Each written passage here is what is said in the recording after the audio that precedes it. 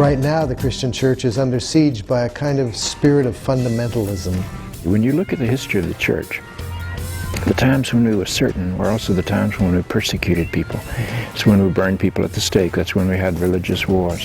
Once I thought I found the right way, of course that meant everyone else was wrong.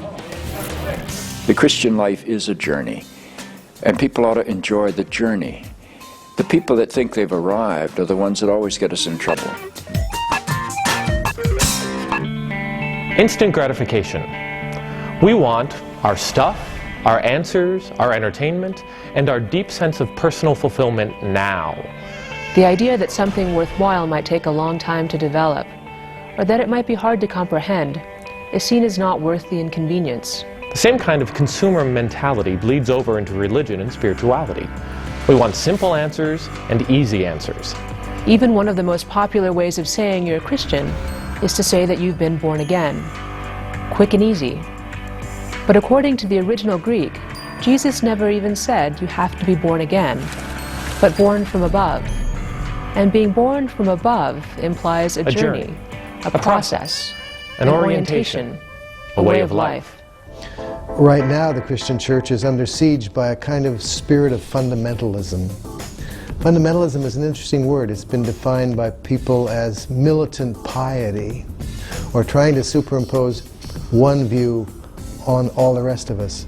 Or, I like best, it's orthodoxy gone cultic. Something's happening within the Christian church today in terms of fundamentalism that happens periodically and has over the last 2,000 years. When people begin to become fundamentalist, it becomes a real challenge to the church to maintain the spirit of Christ. What happens is people get defensive about their faith because they're insecure, and this is a very insecure time for the world. And so fundamentalism says we know the answers, therefore we should superimpose them on anybody who doesn't agree with us. And along comes the organization of fundamentalists into a political bloc that not only takes over their churches, but takes over, or attempts to take over, the governments of their countries. Whether you're a fundamentalist Islam, or a fundamentalist Muslim, or a fundamentalist Jew, or a fundamentalist Christian, the spirit is about all the same. I grew up in a church that taught me that women were not equal to men.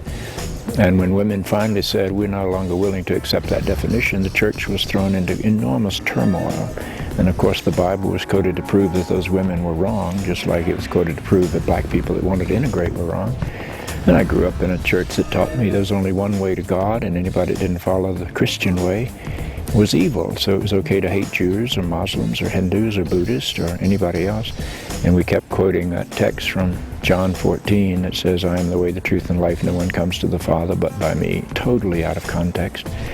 So I grew up thinking that homosexuals were evil by definition, or mentally sick by definition.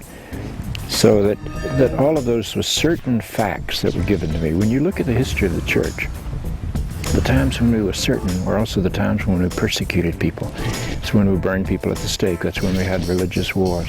I think certainty is a vice in religion, one of the things we ought to rid ourselves of. So I would constantly want to hold this wrestling, this uncomfortable, this I don't have it together, we're struggling in this together as a proper image for the Christian faith. We walk into the mystery of God, we never arrive. And if we think we arrive, we become an idolater.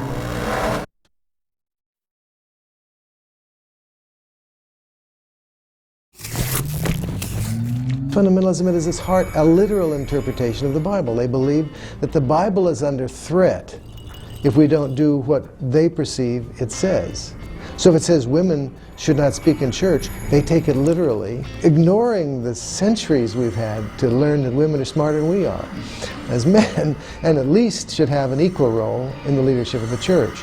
They go back to those old modes. Women belong in the kitchen and they belong in the bedroom. And instead of in the legislative assemblies, and instead of preaching. Billy Graham says his daughter is the best preacher in the family, but she can't preach in a Southern Baptist church. So this business of taking it literally has all kinds of ramifications for all kinds of people. For example, gay and lesbian people. they've taken a few texts out of the Hebrew Testament and the Christian Testament, and they've used those literally to condemn gay people. And those, of course, have nothing to do with gay people. Homosexual orientation wasn't known at all when the book was written. So that I say the biblical authors knew nothing, say nothing to condemn or support sexual orientation. So, but if you're a fundamentalist, you can find a text that supports your societal prejudice, and in finding that, and in going literal with the Bible, we lose the Spirit of Christ, who didn't take those verses literally himself. He said, the Bible says, the Torah says, but I say. It says, hate your enemies and love your friends, but I say, love your enemies.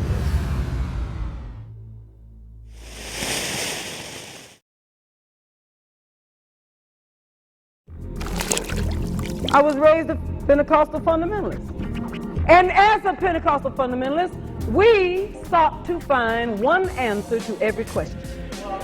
And if we thought we didn't know it, we'd get on the radio with the Bible Answer Man. And the Bible Answer Man would tell us what the Bible said.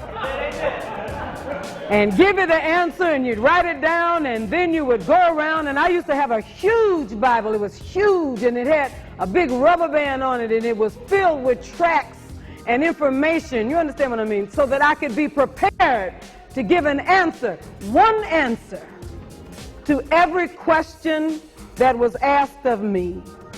Because there was only one answer to things theological. And once we found it, if you didn't agree with it, you were going to hell. Period. You do not pass go. You do not collect $200. You go straight to hell if you disagree with our one answer. I believe that the essence of religion was to find the right way. And I think the real question that we have among us tonight, if the truth would be told, we are still seeking to find the right way. What is the right way? Once I thought I found the right way, of course that meant everyone else was wrong.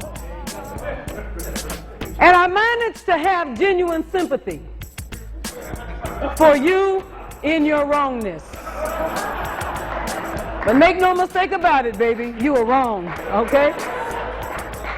Why were you wrong? Because God honored my creed, my canon, my saints, my miracles, my dogma, my signs, my wonders, my church culture, my worship style, my mode of expression, the way I did what I did, and how I did it, when I did it, and however long I did it. God honored it. Any deviation from that was substandard. Now, here's my struggle. I'm amazed at how I have evolved theologically. I'm amazed that as I grow and evolve theologically, the more I grow, the less I seem to be certain about. This is a great struggle for me because I'm used to having answers. And so people ask me in my congregation, what about this or that? And I say, honey, I don't know. They say, you don't know, but you're the pastor. Yeah, but I still don't know. I don't know. And the kids ask hard questions. Who got to the tomb first? Was it Mary? Was it Peter? We can't get it hooked up. I told them, I don't know. And if God created the lion to lie down with the lamb, where did the dinosaurs? Honey, I don't know. I don't know. And it seems the further along I get, the less I know. And I've been in church all my life. I turned 51 on my last birthday. And you would think that by now, I would know some things more than I do. But truthfully, I am knowing less and less about the one answer to every question. But I can tell you another thing. I have more peace than I've ever had in my life. I'm more secure, even though I'm filled with more questions. I'm more at ease in my relationship with God. And I tell you something else, I'm not ashamed and I'm not afraid. What a blessing that is.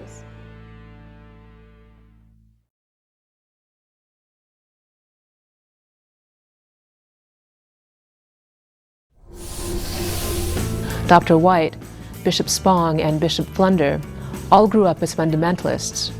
But then they realized something. It's not about either or. It's not about black or white. Jesus wasn't offering simple answers.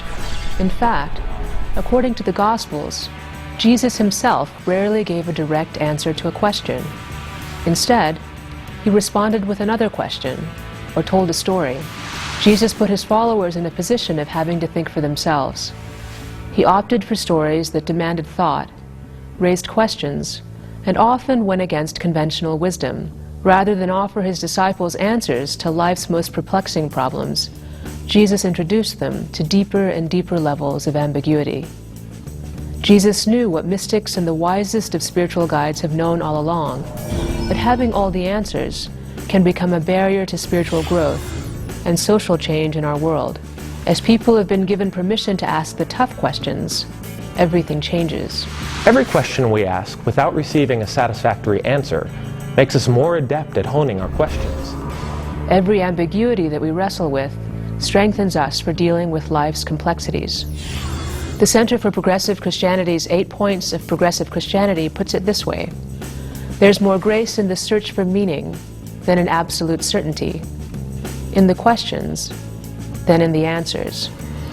It's in living the questions that we find direction in life. On any authentic spiritual journey, asking the hard questions is not only permitted, but necessary. What we learn along the way through difficulties and uncertainties, mistakes and challenges, discoveries and unlearnings, is that the process is what's important. Theologian Paul Tillich points out that everyone seeks answers, mostly to questions that are not very important. The great concern in life should be to discover which are the right questions. Then, even if you rarely get answers, you're at least journeying in the right direction. The Christian life is a journey, and people ought to enjoy the journey. The people that think they've arrived are the ones that always get us in trouble. Anytime somebody thinks the journey's over and they finally achieve the truth, they always put their wagons in a circle and begin to defend the truth against all comers, and in the process they kill one another. There's nothing about the Christian life that says it is not a journey. It's ultimately a journey into the mystery of God.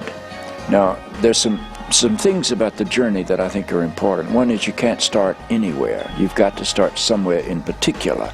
You just can't say, well, I'll go out here into the wild blue yonder. The way you start a journey into the mystery of God, I believe, is in the faith tradition which is native to you.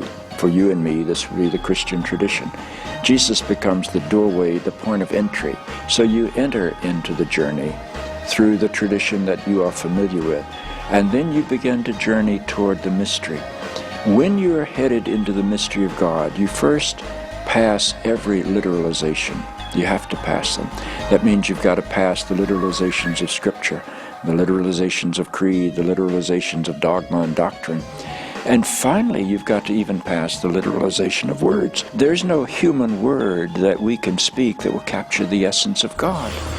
So that the journey into God is always a journey beyond the human boundaries into an ultimate mystery.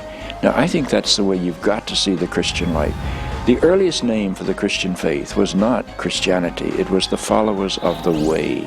And that's taken out of the book of Deuteronomy. The book of Deuteronomy posed two ways, a way of life and a way of death.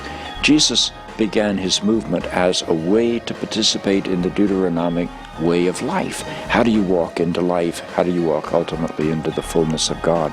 And if we could bring the journey images back into the life of the church, and to have a church named the Journey, in effect, which is what you have done, is a powerful symbol. If we could bring that back, then people would come to church to join in the journey. They wouldn't come to church to get the answers. That's the idolatry that we have pretended. We don't have the answers. Our power is invested in the fact that we pretend that we have the answers, but we don't have the answers. There is no inerrant Bible, there is no infallible Pope, there is no true church. We are all people on journey, and the task of the Christian life and the task of yourself as a pastor is to shepherd people on a journey. And they don't need to travel with a lot of baggage. Someone once said, a little water for baptism, a little bread and wine to sustain them on the way, and reading the historic story we call our scriptures, so that we know we're journeying in the same traditions as our ancestors in faith. That's what we need. But the goal of the Christian life is finally to transcend the limits, even of Christianity. Faith is a journey. If we knew the destination, we wouldn't need churches. We could just let people know all the answers. That's why the disciples called themselves followers of the way. The life of a Christian person is to find practices that take us closer and closer to union with God, to the heart of God. We find all kinds of ways to do that, but the process of faith is trial and error. It is risk-taking. It's God leading us to places that challenge us, that can be painful and difficult. When life takes us to places that are shattering, our faith helps us survive those places and know that we will be better and larger and more compassionate people for the next time we go to the brink of death. And we survive over and over and over again.